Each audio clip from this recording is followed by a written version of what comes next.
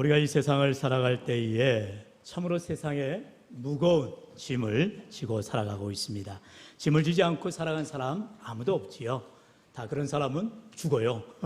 죽으면 더 이상 이 세상에 짐을 질 이유가 없지요. 그러나 우리가 살아있다는 것은 우리에게 짐을 지고 있다, 문제를 안고 있다, 여러 가지 삶의 모든 문제, 또 이렇게 코로나가 지나면서 우리가 좀 숨을 돌리는가 싶더니 이제 경제적인 어려움과 또 삶의 문제들로, 특별히 여러 가지 질병이나 또 우리의 자녀의 문제나 우리의 사역의 문제, 또한 사업의 문제들로 여러 어려움을 겪는 분들을 많이 보게 됩니다. 여러분, 우리의 짐들을 어느 누구도 대신 질 수가 없습니다. 그렇기 때문에 우리는 내 모든 짐을 내가 스스로 짊어져야 되기 때문에 더 부담감과 어려움을 겪게 되지요. 하지만 오늘도 우리에게 짐을 져주시겠다 말씀하신 분, 바로 우리의 쉼을 주시고 우리에게 참된 안식을 주시는 예수 그리스도, 그분 앞에 나아갈 때 참된 쉼과 안식을 얻게 되는 줄로 믿습니다. 오늘도 주님 앞에 나와 우리의 이 세상의 모든 무거운 짐들, 육체의 짐, 또한 여러 가지 세상의 짐들, 모든 짐들을 내려놓고 주님 앞에 참된 안식, 쉼을 얻으시기를 주의 이름으로 간절히 축원합니다. 우리가 너무나 잘 아는 이 마태복음 11장 28절로 30절의 말씀은 정말 우리에게 큰 위로가 되고 또한 힘이 되는 말씀입니다. 요즘 얼마나 장마로 또 후덥지근한 날씨로 여러 가지 기후 조건뿐만 아니라 삶의 어려움으로 인해서 답답하고 힘겨운 삶을 살아가고 있는데, 우리에게 참으로 청량음료와 같은 참으로 세움을 주시는 주의 약속의 말씀을 붙들고 힘있게 한 주간을 승리하며 나아가시기를 다시 한번 주의 이름으로 축원합니다. 그렇다면 우리 하나님이 주시는 쉼은 첫 번째로 다 내게로 오라라고 말할 때에 쉼이 있다는 것입니다. 우리 한번 따라해 볼까요? 다 내게로 오라.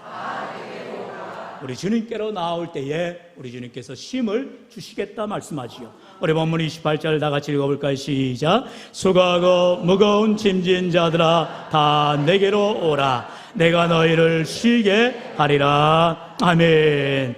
여기서 쉬게 하리라, 헬라어로 아나파우로라는 단어를 씁니다. 아나파우로라는 단어는 우리에게 육체적인 쉼뿐만 아니라 마음의 쉼, 영혼의 쉼을 포함하고 있어요. 그리고 우리 주님께서 참으로 우리가 죄의 짐으로 인하여서 얽매는 삶을 살았죠. 쉽게 말해서 죄의 쇠사슬로 얽매인 삶입니다. 구속받은 자들이죠. 그런 우리를 참된 자유와 해방과 쉼을 주시고 안식을 주시고 구원을 베풀어 주신 예수 그리스도가 우리의 참된 쉼이 되는 줄로 믿습니다. 여러분, 우리가 이 세상에 허덕이는 인생, 참으로 어려운 짐, 무거운 짐을 지고 정치 없이 나아가는 인생들에게 우리 주님 말씀하세요. 다 내게로 오라라는 것입니다. 왜요? 주님 앞에 나오면 쉼을 얻게 되기 때문인 줄로 믿습니다. 내가 노력한다고 애쓴다고 쉼을 얻는 것이 아니라 우리 주님 앞에 나오기만 하면 우리의 어떠한 짐을 가지고 있을지라도, 어떠한 문제를 가지고 있을지라도 문제 해결자 대신, 정답이 대신 예수 그리스도 앞에 참된 안식과 쉼을 얻게 되는 줄로 믿습니다. 마태복음 23장 4절에 보면은요, 또 무거운 짐을 묶어 사람의 어깨에 지우되 자기는 이것을 한 손가락으로도 움직이려 하지 아니하며 라고 말하고 있어요. 당시에 이제 율법교사들, 바리새인들, 이러한 죄인들을 향하여서 예수님께서 힐날하게 말씀하시는 거죠. 누가복음 11장 46절에도 말씀하세요. 이르시되 화 있을진저 또 너희 율법교사여 지기 어려운 짐을 사람에게 지우고 너희는 한 손가락도 이 짐에 대지 않는도다 말하고 있어요. 여러분, 우리 가운데에 참으로 율법으로 구원을 얻게 된다면 우리는요, 짐을 하나도 짐을 더할 뿐이지 짐을 덜할 수는 없다라는 것입니다. 인간의 어떠한 노력으로도 구원의 길을 이룰 수가 없다라는 것이지요. 여러분, 우리가 세상의 종교는요, 마치 자기의 마음의 안식을 얻고 쉼을 얻는 것 같지만 가짜 복음인 것입니다. 거기에 참된 안식이 없죠. 그저 위로를 주고 마음에 그냥 플라시보 효과라 하죠. 그저 그런가 보다 하고 나는 이제 편안해, 나는 편안해라고 그렇게 자기 도취에 빠지게 되는 것입니다. 왜요? 진짜가 아니니까요. 그러나 우리의 참된 죄의 문제, 짐을 해결해 주신 예수 그리스도 앞에 나올 때에 우리 주님께서 친히 우리 인간의 모든 어려운 짐, 무거운 짐, 세상의 모든 죄의 짐을 지시고 십자가에서 피 흘려 돌아가셨기 때문에 우리 죄가 다 해결되고 노인받은 줄로 믿습니다.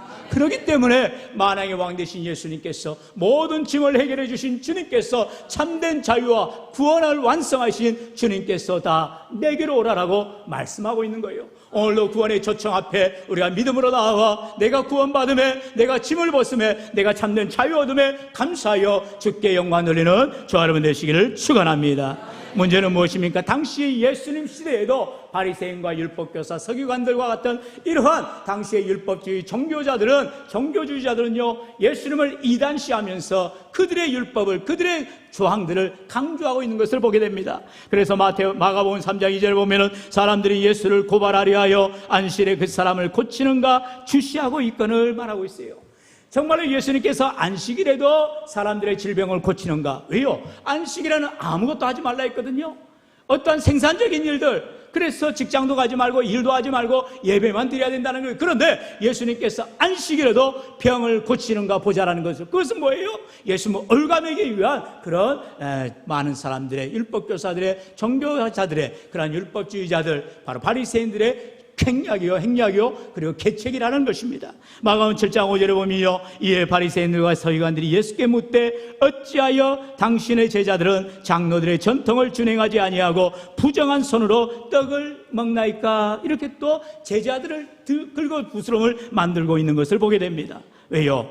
예수님도 율법을 어기는 것 같고 제자들도 율법의 전통, 이 전통을 준행하지 않는 것 같아서 어떻게 하면 예수 믿는 사람들을 갉아내리고 그들을 끄집어내려고, 그들을 잡아놓으려고 애를 쓰고 있다는 것입니다. 여러분, 복음에는요, 모든 율법의 완성을 이루신 예수 그리스도의 참된 자유와 은혜가 있게 되는 줄로 믿습니다. 사랑하는 성도는, 우리가 그렇기 때문에 율법주의에 빠져서 어리석은 인생을 살아가지 마시고 참된 자유, 복음으로 인한, 예수 생명으로 인한 참된 은혜가 넘치시기를 주의 이름으로 축원합니다.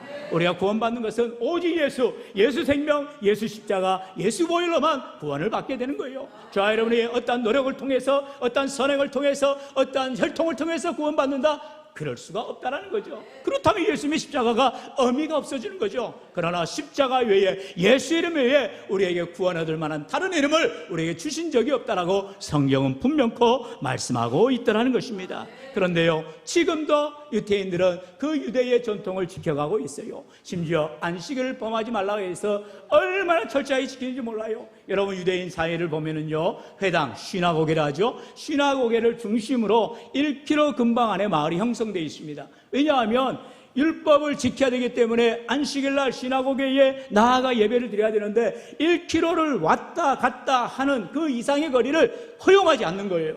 그렇기 때문에 회당을 중심으로 모여 살아가는데 1km 변방으로 나아갈 수가 없다는 거죠. 왜냐하면 그렇게 1km를 넘어가면 율법을 어겨버리는 거예요. 심지어 저는 그런 얘기를 들은 적이 있습니다. 이제 유대인들 가운데에는요, 율법에 아주 빠진 사람들은 이제 엘리베이터를 타도 가만히 있어요. 왜 가만히 있어요? 버튼도 누르면 안 된다는 거예요. 여러분, 말이나 되는 소리입니까? 아니, 자기 집에 가려면 버튼을 눌러야 될 거 아닙니까? 그런데 버튼도 안 누르고 가만히 서 있는 거예요. 남이 눌러주면 들어간다는 거예요. 그럼 자기 집에 어떻게 할 건데요? 그래서 참고로 유대인 사회는 엘리베이터 타는 일이 별로 없답니다. 그냥 걸어 다닌다는 거예요.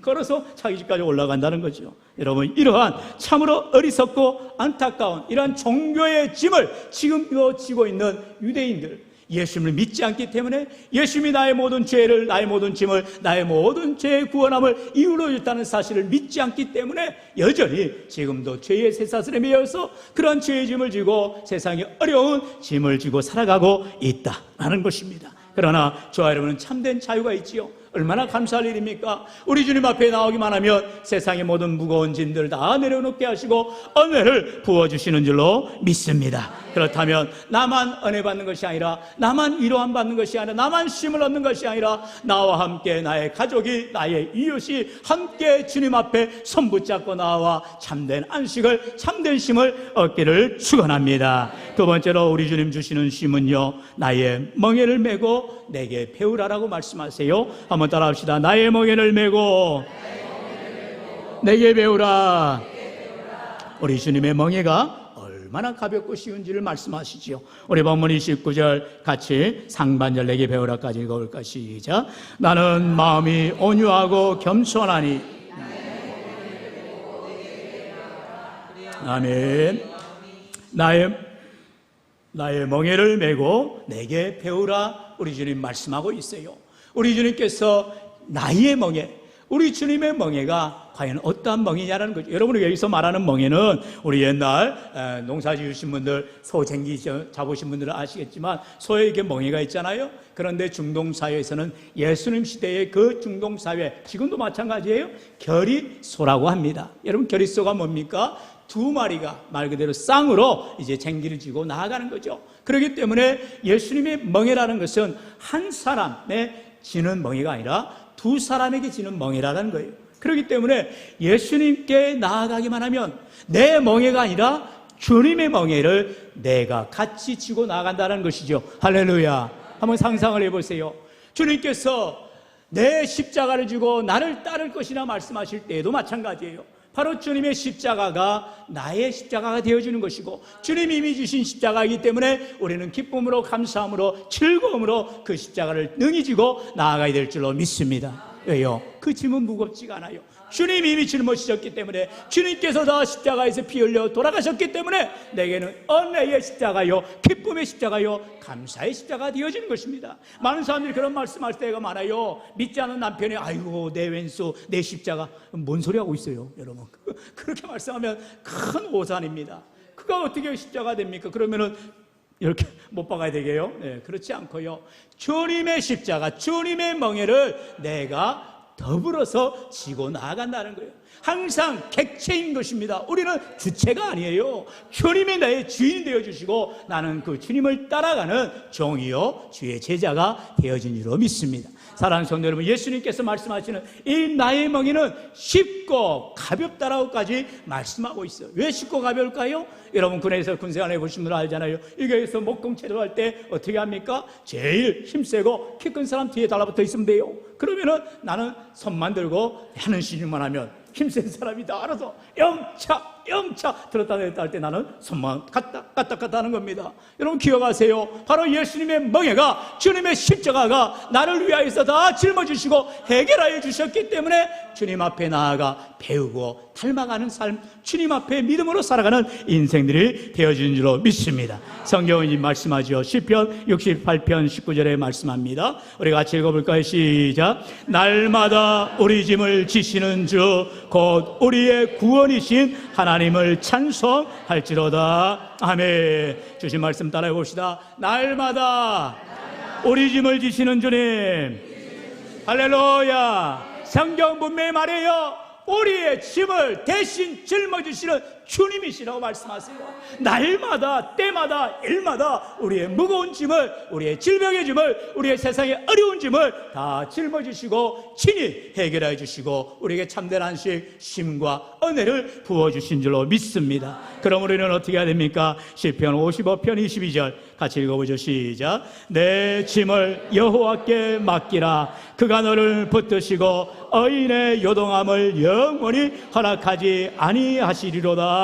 아멘. 한 번 더 주신 말씀 따라합시다. 내 짐을 여호와께 맡기라. 여호와께 맡기라. 할렐루야. 옛날 성경에는요, 내 짐을 여호와께 뭐하라? 맡겨 버리라라는 거예요. 던져 버리라는 거예요. 이제는 더 이상 내 짐이 아니라 예수님께서 맡아 주신다라고 약속하고 있습니다. 좀 염치가 없지요. 그러나 내 힘으로는 안 된다니까요. 내 죄를 내 스스로 해결할 수 없다니까요. 그럴 때는 얼른 주님 앞에 맡기시고 얼른 주님을 의지하시고 주님 앞에 간구할 때에 주님이 다 친히 해결하여 주시고 참된 안식, 위로함을 주실 줄로 믿습니다. 야, 이거 확실한 예화는 아닌데 저도 어디서 들었는지 모르겠는데, 여러분, 우리 안산에 내려가다 보면 상록수 마을이 있잖아요. 거기에 이렇게 언덕이 있다고 합니다. 고객들이 있어요. 옛날 6.25 때 일이라고 해요. 그래 이제 서울에서 피난을 가는 사람들이 다 도망을 가다가 이제 또다시 중공군이 퇴로하면서 이제 다시 서울이 수복되면서 이제 그때에 피난 갔던 사람들이 다시 올라가던 길이라고 했어요. 근데 이제 사람들이 다 포짐지고 등에 짐지고 안고 이고 얼마나 힘들게 갑니까? 그리고 그 언덕을, 상록수 마을의 언덕을 올라가고 있는데 마침 미 군용 지프, 이제 트럭이죠. 군용 트럭이 이제 털털털털 하면서 언덕을 올라가더라는 거예요. 그래 이제 그 지프에 트럭에 타고 있던 군인 가운데 한 사람이 이제 이렇게 피난민들의 행렬을 쭉 바라보니까 참 안타까운 거죠. 예, 자기는 어찌됐든 군인이라 트럭에 뒤에 타서 편하게 언덕 올라가는데 땀을 뻘뻘 흘려가면서 나이 드신 분들이나 애나 다 고생하고 올라가더라는 거예요. 가장 힘들게 가시는 어느 할머니를 보고는 컴온 올라타라고 이렇게 얘기해가지고 그 할머니가 이제 짐을 다 들고 이제 그 트럭에 올라타기 시작했어요. 이제 영창하고 올라탔는데 이제 한참 이제 편하게 올라가나 싶어서 이제 가고 있는데 뒤에서 끙끙끙끙 계속 낑낑낑 소리가 나더라는 거예요. 그래서 그 올라타라고 했던 할머니 올라타라고 했던 군인이 뒤를 보니까 어떻게 하고 있어요? 여전히 짐을 지고 안고 이고 그 차에 타고 있더라는 것이죠. 뭔 소리예요? 차에 탔으면 짐을 내려놓으면 되는데 그 할머니는 이제 아이고 얻어탄 것도 고마운데 짐까지 내려놓으면 어떻게 하냐고. 그래서 그냥 짐은 그냥 이고 지고 아는 채로 있더라는 것이죠. 참 답답해 하더라는 것이죠. 네. 여러분, 우리가 때로는 정말로 주님 앞에 나올 때에 내가 해결할 수 없는 짐, 이 세상의 무거운 짐, 내 인생으로 안 되는 일들을 주님 앞에 맡겨버리면 되는데 주님 앞에 성전 앞에 나오지만 마치 마당들만 받는 인생처럼 주님 앞에 가까이 나아가야 되는데 하나님의 지성소에 참으로 담대함으로 믿음의 보좌에 은혜의 보좌에 나아가야 되는데 예수 붙들고 나아가야 되는데 그렇지 못하는 나의 연약함을 우리가 바라보지 않냐라는 거예요. 오늘도 성경 분명히 말해요. 내 짐을 여호와께 맡기라라고 말씀하세요. 오늘도 주님 앞에 나와 모든 무거운 짐, 세상의 짐들 다 내려놓고 참된 위로와 안식과 쉼을 얻는 저와 여러분 될 수 있기를 주의 이름으로 축원합니다. 여러분, 이처럼 주님께서는 우리에게 쉼을 주신다라고 말씀하세요. 바로 세 번째로 쉼을 주시는 예수님인 것입니다. 우리 사랑의 예수님, 나의 구원의 주님은 나에게 참된 쉼을 주신다라고 약속하고 있지요. 우리 다시 한번 29절로 30절 같이 읽어볼까요? 시작. 나는 마음이 온유하고 겸손하니 나의 멍에를 메고 내게 배우라. 그리하면 너희 마음이 쉼을 얻으리니 이는 내 멍에는 쉽고 내 짐은 가벼움이라 하시니라. 아멘. 나는 마음이 온유하고 겸손하니라 말씀하세요. 예수님처럼 온유한 자가 어디 있어요? 여러분, 여기서 말하는 온유라는 것은 예수님께서 메시아이시고 만왕의 왕이시고 전능하신 하나님이신데 여러분, 예수님의 온유함이 어디서 나타납니까? 바로 십자가에서 나타나는 거예요. 십자가상에서 매달릴 때에 수많은 군병들이, 로마의 군병들이 얼마나 힐난하고 조롱합니까? 야, 네가 예수냐? 내려와 봐라. 그럴 때 예수님께서는 자신의 권위와 자신의 능력, 자신의 힘을 사용하실 수가 있어요. 12군단을 내리셔라도 예수님께서는 벌하실 수가 있는데도 참고 인내하시다는 것, 그게 온유의 모습인 것입니다. 온유라는 것은 내가 힘이 있음에도 불구하고 참는 것입니다. 나의 능력이 있음에도 불구하고 사용하지 않는 거예요. 그게 바로 온유의 모습인 것입니다. 또한 우리 주님은 겸손하시다 했어요. 예수님의 겸손이 무엇입니까? 친히 어려운 자들을 찾아가시는 거죠. 당시에 메이저 그룹, 당시에 리더들을 만나서 호의호식하시는 예수님이 아니셨어요. 오히려 가난한 자, 병든 자, 또 여자들, 그리고 많은 연약한 자들에게, 심지어 어린아이들에게 예수님이 오는 것을 막지 아니하시고 하나하나 원바이 원, 한 사람 한 사람 위로하고 복 주시는 얼마나 젠틀하신 예수님이세요. 신사주의 신사죠. 이런 예수님이 어디 계세요? 저와 여러분이 그 예수님을 만나 참된 온유함과 참된 겸손을 배워가는 우리 인생들 되시기를 축원합니다. 무엇입니까? 예수님 앞에 자기 자랑하고 교만하고 세상에 힘 자랑하는 사람 다 떠나가게 돼 있어요. 그러네 가룟 유다 같은 자가 어떤 자입니까? 예수님의 제자 가운데 아주 머리가 팽팽 돌아서 재정을 맡은 자였어요. 신뢰를 했던 사람입니다. 그러나 그가 어떻게 합니까? 자기의 속셈이 있어요. 그게 이제 맞지 않으니까 예수님을 팔아넘겨버리는 겁니다. 그런 인생, 이제 그는 죽음으로 인생을 종쳐버리는 거지요. 사랑하는 성도 여러분, 오늘 우리 인생길 가운데에 하나님 앞에 참으로 낮아지고 겸손히 주님의 은혜 앞에 나아갈 때에 우리 주님께서 우리를 만나주시고 놀라운 쉼과 안식과 위로함을 부어주실 줄로 믿습니다. 언제 가겠죠? 가면은 예루살렘의 성전 안에 어느 문이 있는데, 자, 그 이름은 잘 기억이 안 나는데 사진을 보니까 처음부터 그 문이 겸손의 문이 아니었다고 합니다. 처음에는 다 말을 타고 성 안에 들어가는 그런 곳이었어요. 그런데 이제 십자군이죠. 십자군이 이슬람들이 이제 하도 예루살렘 성을 해집어 놓고, 지금도 예루살렘 성에 이렇게 모스크로 황금돔이 있잖아요. 그게 다 이슬람이 만들어온 일입니다. 그런데 그 겸손의 문을 이제 아치로 되어 있던 문을 다 막아버려가지고, 대리 속으로 막아버려가지고 모든 외부에서 오는 사람들 그 문을 들어갈 때 말에서 내려서 기어서 들어가야 되는 문이 바로 겸손의 문이라고 합니다. 여러분, 주님 앞에 나아갈 때 우리가 엎드리지 아니하면, 무릎 꿇지 아니하면, 주님 앞에 온전히 겸손한 마음으로 나아가지 않으면 우리 하나님 앞에 나아갈 수가 없다라는 것이죠. 여러분, 세상에서 떵떵거리고 세상에서 뭘 하든 상관하지 않아요.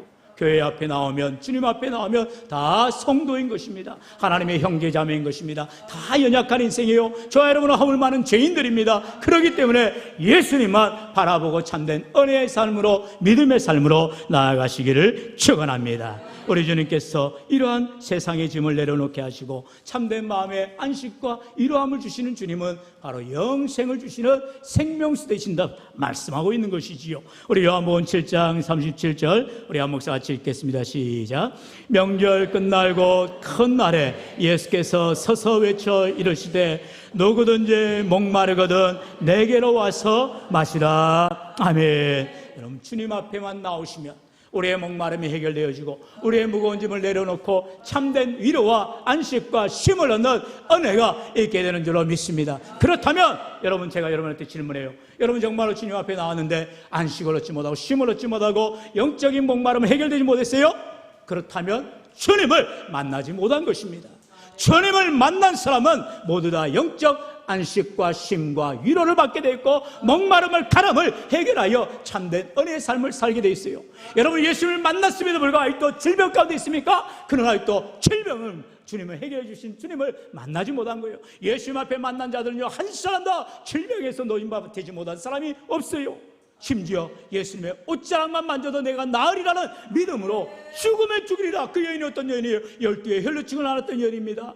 세상 사람들 자신을 드러내면, 자신의 신분에 이제 커밍아웃하면 돌로 맞아 죽일 여인이었어요. 나는 죽어도 좋다. 나는 주님의 옷자락만을 만져보겠다. 주님을 의지하겠다. 믿음으로 나아갈 때 그런 삶을 얻게 되다라는 것입니다. 사랑하는 성도 여러분, 오늘 우리 인생길 가운데에 주님 앞에 나아가는데 때로는 돌로 맞아 죽는 위험이 있고, 때로는 내 삶에 어려움이 있고, 가족들 가운데 멸시가 있고, 때로는 삶에 고난함이 있다 할지라도 여전히 주님 앞에 나오시기 바랍니다. 왜요? 주님을 만나야 쉼을 얻고, 주님을 만나야 문제가 해결되고, 주님을 만나야 내 삶에 참된 은혜와 안식의 은혜가 있기 때문인 줄로 믿습니다. 그러므로 마지막으로 우리 잠언 4장 23절의 말씀을 꼭 기억하시길 바랍니다. 우리 23절 같이 읽어볼까요? 시작. 모든 지킬 만한 것 중에 더욱 내 마음을 지키라. 생명의 근원이 이에서 남이라. 아멘.